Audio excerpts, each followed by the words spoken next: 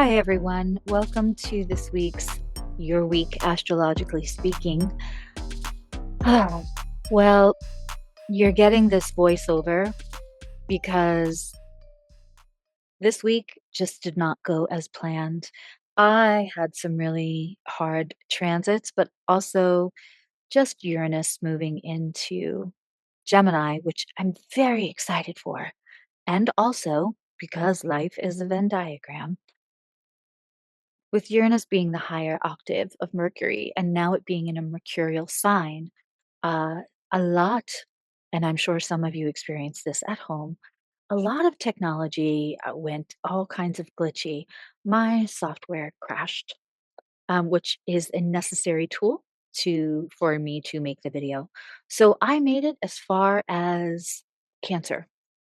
I have the rising signs for Aries, Taurus, Gemini, and Cancer. I do not have the other.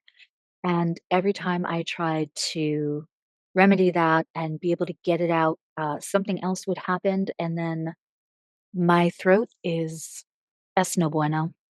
So to not push myself, I am going to compromise.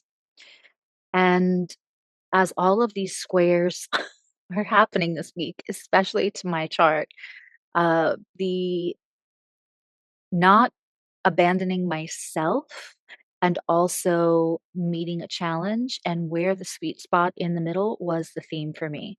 So, what I'm going to do is give you what I have for the week, and it won't be by rising sign. Um, but this is also helping me to understand what's working and what's not working, doing this week by week. So, when it moves into an actual legitimate podcast, which will then be your next 14 days, astrologically speaking, I have a well oiled system and I have grace period for when I might not feel good or technology does what technology does. So I'm going to leave this here for the week.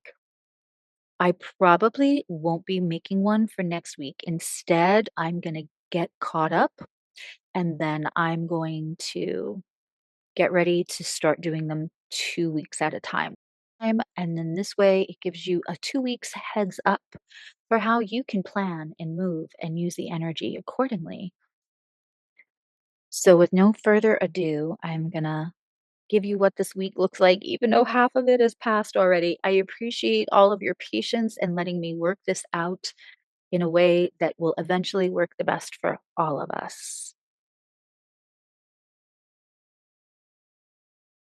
Hi, everyone. This is your next week. Astrologically speaking, we're going to go over the transits this week. And while last week we got through some pretty interesting and intense energy, what's different about this week is that last week, not a lot of things were talking to each other. Barely spoke about Pluto.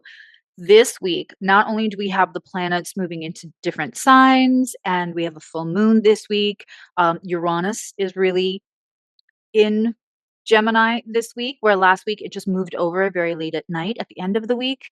So we have a lot going on. There are no less than 12 fairly decent transits on top of looking where all the energy is. I'm going to break that down for you in a way that you can understand that makes sense for you in your personal life. And also, maybe you'll learn a little astrology along the way. Win win. I want to go over before I start anything else talking about what rising sign you should be listening to. This is going to be a breakdown of your week as per your rising sign because that's what determines where the planets go in your chart. At the end of each, I will pull a few cards for where the energy is most. If all that energy is piling up in your ninth and your third, we're going to pull cards around those subjects, around that particular transit. We have a Saturn Venus sextile, which is really nice. We have a grand trine between the moon and Pluto and Venus at some point this week.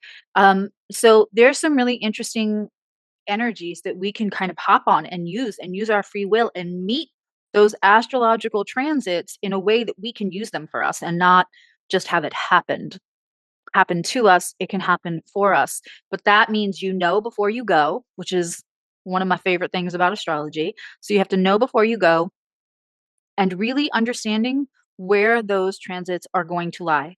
In the most simple breakdown is that if you are late degrees, I'm going to say 24 to 25 degrees or after, you're probably going to want to listen to your sign and the sign after. I am a late Virgo rising, so any anything that's happening after 25 degrees, I'm going to listen to Virgo rising. Anything that's happening before 25 degrees, which everything is before 25 degrees this week, because that 29th degree of Venus and Uranus, that's over with. So everything is about 19 degrees and under this week, except for where the moon hits once in a while. But all the big transits are 19 degrees and under this week. If your rising sign is over 19 degrees, listen to the next rising sign. If your rising sign is under 19 degrees, you're probably good just to listen to yours. To be safe, I would listen to yours and I would listen to the one after. Libra tends to be more about where the planets are for me in my house system. Sometimes, depending on the size of your houses, you might have it be really accurate for the one after, but there's a few that's really more accurate for your actual rising sign if you're a late degree rising sign. It is important to listen to your rising sign, not your moon and your sun. If you don't know what your rising sign is or you're not sure, you can go to my website and hit the contact button and give me your birth info and give me a couple of days, but I will get back to you and tell you what your rising sign is. Sometimes I'm quick, sometimes it takes a couple of days. I'm just going to leave that one sit there. So we're going to go through the transits. We're going to go by your rising sign. If you feel called to listen to your moon signs, couple of cards, go do that. I'm pulling the cards astrologically. This isn't just pulling the cards for the sign. When I listen to Gemma at Gemstones Tarot, which is the only tarot person that I think I've religiously listened to for 7, 8 years, I listen for Cancer because that's my sun sign. But if I was listening to this, I would probably listen to the Virgo and the Libra readings because that's what's going to reflect the astrology in my chart. Hope that explains everything. You do not have to claim anything. Claiming is a red flag. If somebody tells you have to claim something, that's a red flag. Okay, that's probably a subject for another time. I hope that I've explained that correctly. Let me say that this is going to eventually run into every 2 weeks instead of every week. I think that will make more sense for a lot of people too, because a lot of the stuff has not moved that much. For most people, all the Aries energy that was in the whatever house it was in for you last week is going to still be there this week. Pluto is going to be where Pluto is. Uranus is going to stay where it is for a long time. Jupiter is going to stay for a long time. It's the way the moon is moving. We will be talking about that more and more as this series goes on. I am not going to keep you too much longer. If you're listening on YouTube, thank you. If you're listening on Patreon, thank you. If you have not checked out both, please do, especially Patreon. There's some extra benefits there, just by the way that Patreon is set up, including that you can decide if you want emails when a new video or a live stream gets scheduled or a new video drops, or whether you want to even get all the comments on a post. We're having a lot of fun right now, and we're guessing characters from TV shows and movies. We're guessing what we think their big three would be. So while we might do a live stream on famous people and their big three as well, and kind of look at that and how surprising that can be sometimes, I think people that get a lot of access to pop astrology and the generalized uh, take on the signs are always a little surprised when they find out a famous person has this moon or that um, rising sign, and they think, well, that's mine, and I'm so different from them. But the way we're doing it over in the Patreon chat right now is we're having fun because there is no right or wrong answer. It's just what you feel Jim from The Office would be, or Samwise Gamgee from Lord of the Rings, as Shelby brought up. It's going to be whatever you feel based on whatever knowledge of astrology that you have, and there will be no wrong answers. So we're doing that over on a Patreon. We're doing some fun stuff over there, and of course, there's always YouTube. Let's start by pulling up the charts, very important. Please listen to the beginning part where I'm just talking about where the planets are and what those aspects, when something makes a trine or a square, what those energies are like very specifically for those signs and those planets. From there, once we get into the signs and you have listened to the beginning, which again is important, you will be able to understand what I'm saying a little bit more quickly. This is so that we can take a little less time to go through the signs. We still have time for cards. And for those people that have to listen for more than two, it's not taking that much of your time. This will be time stamped. And the other thing is, I want you all to know that I am making a separate video for the Scorpio full moon. So that should be up Tuesday or Wednesday. And then in Patreon and on YouTube, we will be doing a live stream for the members of both places.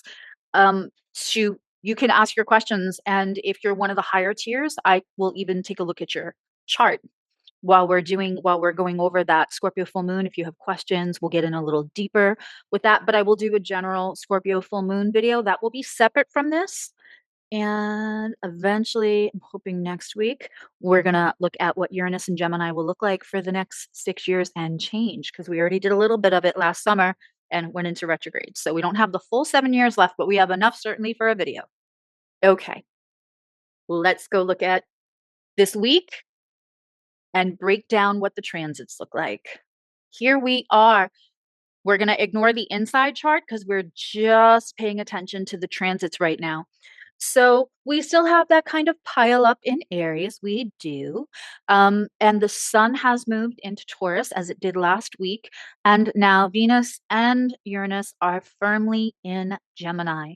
We left with the moon in Virgo, and there we are. We are looking at today. I'm going to go back a day just to show you some of the things that happened yesterday. Yesterday might have been eventful for quite a few people. We had the sun squaring Pluto, and we had a direct square between Mercury, and so we had two squares. We had Mercury in Aries with the ruler of that, with Aries. Mars is still in Aries, and Jupiter, which expands and magnifies things. So that was a square that I think a lot of people felt. And we also had a square from Pluto to the sun late Saturday into Sunday. And so if things felt extra challenging the last couple of days, I know I had a lot of trouble with technology. We're also working on that trine from Pluto to Venus right now in Gemini. And so when Mercury is in Mars and it's aspecting Jupiter in the way that it did, and then we have Pluto and the sun, as well as a trine from Venus to Uranus. I know the reason that you are all getting this video late on a Monday is that I had a whole bunch of stuff just go wonky on me yesterday. And at one point, I put my hands up and said, well, I'm not going to be able to do anything today. I'm having technical difficulties. And that just was what it was. Earlier, very, very early in the morning yesterday, we also would have had a very nice trine from the sun to the moon in earth signs. And so the morning could have started out like comfy on a Sunday morning with a cup of coffee and everything's going well. And then in the afternoon, once that moon moved out of the aspect of comfort, it could have felt like a lot going on. If you felt that, astrology is here to be your sanity checker. Really is. Don't ever sleep on astrology as a fantastic tool to understand people and how they receive information. I will die on this hill. It is so slept on for communication. The other thing is astrology and information and understanding how we receive and understanding our strengths in our chart. All of that helps to shape our perception, and your perception is the place that you make decisions from, because you can gather all the information, but your perception about the information is actually the place that you make decisions from. So astrology is wonderful for that. And it's just a good old fashioned sanity checker. Like, "Oh, I thought I was feeling that. I thought was I just being difficult yesterday, or was the energy difficult? Yesterday, the energy could have been a little crunchy. Today felt much better."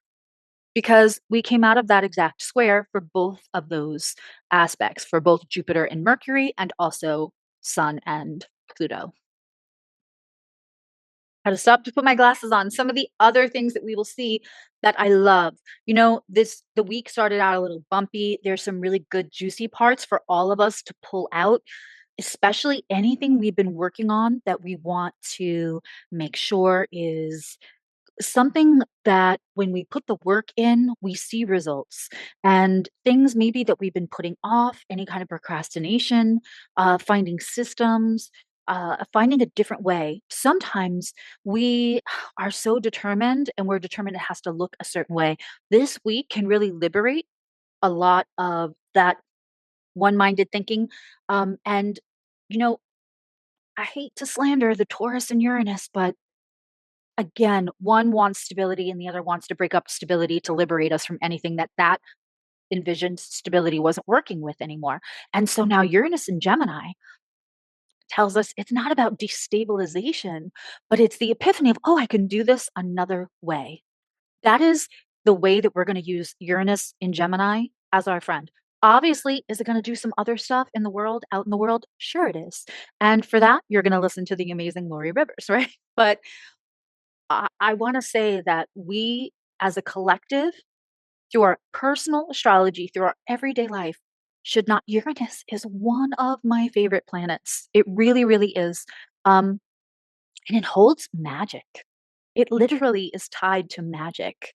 And so in Gemini, it's curious and it's vibrational and it embraces that when something comes in that we're not just locked in like, oh, we can only do that one way. And that's so important because as it begins to step into that trine with Pluto, which that is going to be a long term, right? That's going to be a fairly long term. It's going to last for a couple of weeks till it fully separates. But when that trine happens, that's going to be beautiful because that progressive Pluto in Aquarius says there's a new way. And Gemini says, yeah, let's unstick ourselves from the way that there's only one thought, there's only one process. So it could be that there's a breakthrough in technology and something that you could have only done one way that would have felt like it took too much time or you just couldn't simply carve the time out of your schedule. There is going to be a different way. And I love this for all of us. There's going to be a Saturn and Venus sextile, and you know, they vibe sextiles. That means planets are 60 degrees apart. They have the same polarity. They understand each other. They go well together. And so they're going to help each other. And there's really so much for imagination, for breakthroughs, for ideas to be concretized. Beautiful week, right? And as we go in, we have a Pluto, Moon, and Venus trine from Monday till Tuesday. Beautiful. As soon as that moon moves over into Libra, and the moon is moving over into Libra at 5 o'clock on the 28th. So 5 a.m. Eastern on Tuesday, that moon moves into Libra. It immediately is opposing Neptune, which feels kind of that's gonna feel kinda nice. It's gonna that's like 2 things on a seesaw, and one is the moon in Libra, which is if you know a moon in Libra, then you love a moon in Libra. Um, moon in Libra is it's a Venusian-based moon, and having that Neptune in Aries, we could see maybe somebody decides to feel more creative, want to put their artistic pursuits in a place where they can move it because Saturn isn't far by and as that moon moves through Libra on the 28th it's also going to oppose Saturn, so having the want to put a system, to put parameters, a pathway.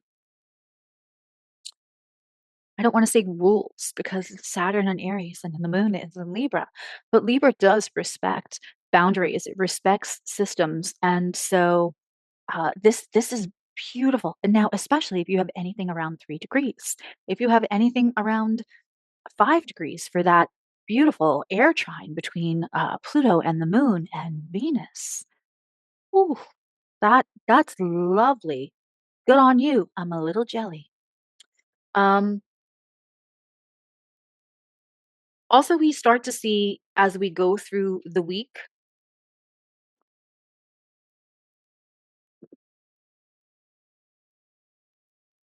So here we see the moon going into Libra and making those oppositions. Also, now we start to see on that same day, on Tuesday, we start to see Venus kind of move away from Uranus, but go into that beautiful trine with these three air signs. Gorgeous. And of course, the moon is going to be on the seesaw first with Neptune and then with Saturn, and it's going to be on a seesaw with Mars. Now, that's going to be much later in the evening, maybe in the middle of the night, which could save us all, but it's not going to be in the middle of the night on the other side of the world. So that could be a little interesting. Again, listen to Lori. Um, and then we'll finally have on Wednesday morning, we'll have that moon opposite Mercury. When we are also looking at I'm sorry, when we are looking at Tuesday, the other thing we're going to see is we're going to have moon start to square Jupiter. Um, and we'll see how this feels to everybody.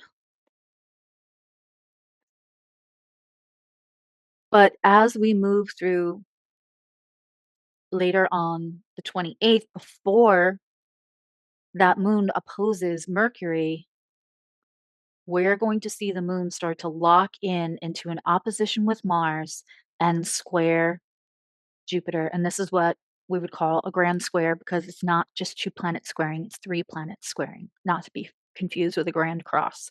But this is a grand square. This, I assume, will be big energy in the outside world. This is probably not the day. The 29th is not the day to have the big important conversation in your relationship. The only way that I would say is if you feel like maybe you have not put down your boundaries, if you have a hard time getting the words out, and you would need an explosive moment to finally say what you need to say, then use this energy. If you're a person who already says what you need to say, this might not be the day. This is probably not the day to have that confrontation with a coworker, with anyone. Um, Now, the other thing that these squares are great for is creative energy. Squares are not creating a problem, they're highlighting something that already exists. They're turning the pressure up on the cooker and also highlighting where you may find solutions. Now, diplomacy and advocacy and deep nurturing are also part of what could be a solution here. Um, so please, by all means, don't crawl in a hole for that day. But what I'm saying is that we're going to see where those kind of take place in what subject matters of these houses. Now, I am telling you how these planets express here, and then we're going to talk about where that grand trine is. We're not going to go into so much detail. When I go through the rising signs, which why it's so important that you watch this part. This is going to be interesting for people having this like an Aries rising or a late Virgo rising or a Libra rising, where we're going to have these in the first, seventh houses and or first, seventh, and 10th, first, seventh, and fourth. These are angular houses. When we have a bigger transit that shows up in these angular houses, and if you're not a part of my Patreon or my YouTube membership, where I go over the learning series and I talk about the houses and why angular houses matter so much, please go do that. It makes such a big difference when a full moon comes in or a new moon comes in or a transit or any transit, when you know what houses it's hitting, not only the subjects, but what whether they're angular or cadent or succeedent also matters. It adds another layer, and astrology is nothing but layers. Okay. I mean, it's a lot more than layers, but it's layers. So this will for sure be interesting. The other thing that we're seeing on the 29th is this Venus is starting to come into this sextile. Venus is starting to come into this sextile with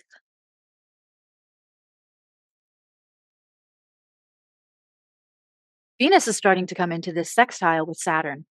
Now, that is value around all Gemini subjects, right? This is beautiful. This could be thoughtful. This could be contracts. This could be writing. And when we talk about Gemini or third house like subjects,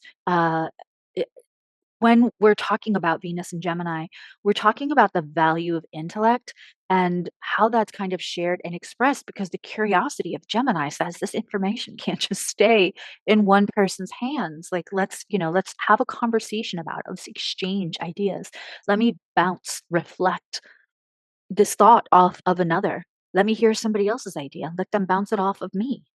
And so when we have that in this modern day, this is also talking about content, videos, blogs, all of it. This is a great time to figure out what that system should look like for you. What that system should look like. This is taking ideas and putting action and structure and parameters and guidelines that work for you. Aries is the I am. This is not anyone else's system. This is yours, and there's more than one way to do things. And this is really important for discovery of ourselves as well, because when this epiphany hits, right, and we're still in a little bit of that trine with Pluto here too.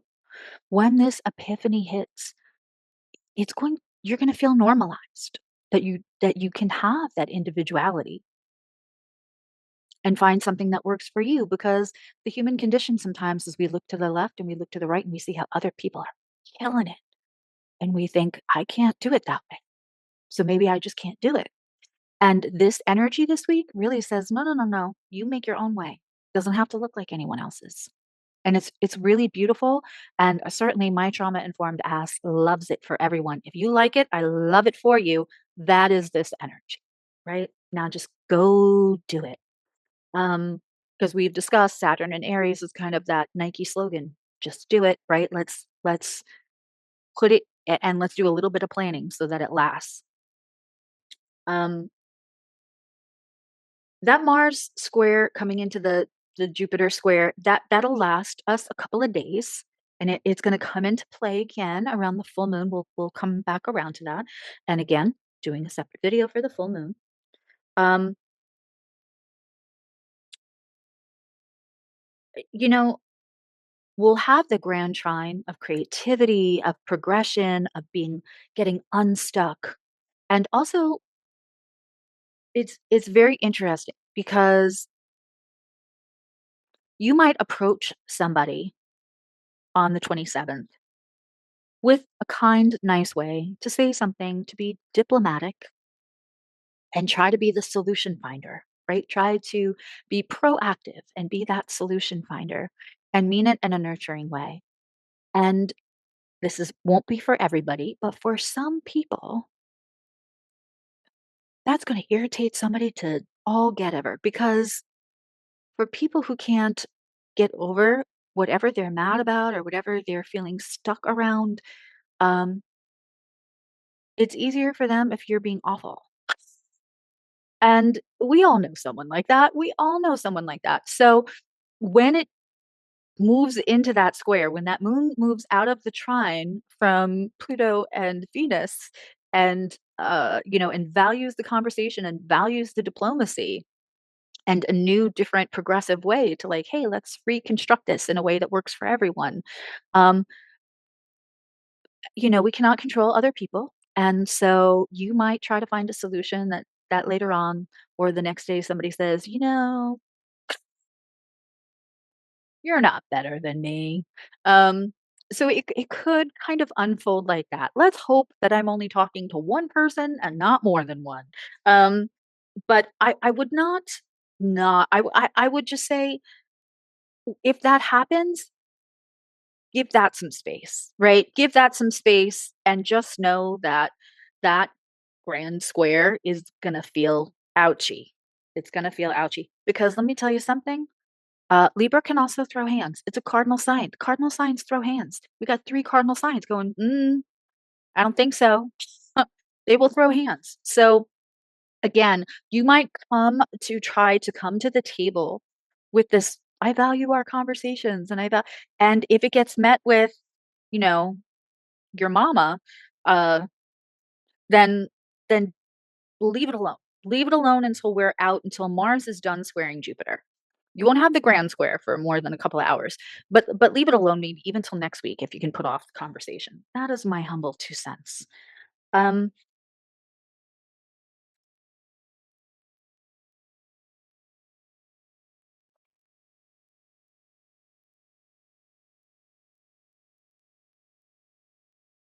After the moon has ingressed, just a fancy way of saying it goes into another sign, it ingresses into Libra at 5 a.m. Eastern.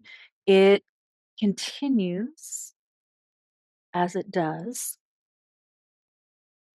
It's gonna make all the oppositions, and then it's going to move into Scorpio at around 3 o'clock p.m. Eastern Time, and that is on the 30th. So on the 30th, we have a very, very late trine we have a very late square from the moon to Pluto. Something and a moon in Scorpio. So something that maybe you haven't said out loud, even to yourself, may come up within you.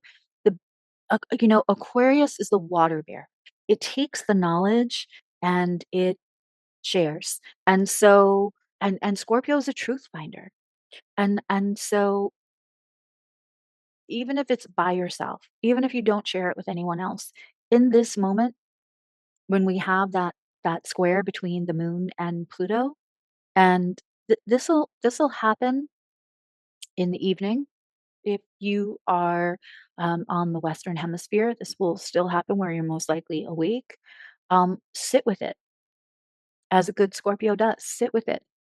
And the solution may come to you, especially if it's something that's been weighing heavy, if it's something that's been something you've pushed aside because you just don't have time to deal with it, right? I used to make a joke and say that like I'm scheduling a nervous breakdown for like this this one time or another time or when my kids are all out of the house because there's who's got time for that now.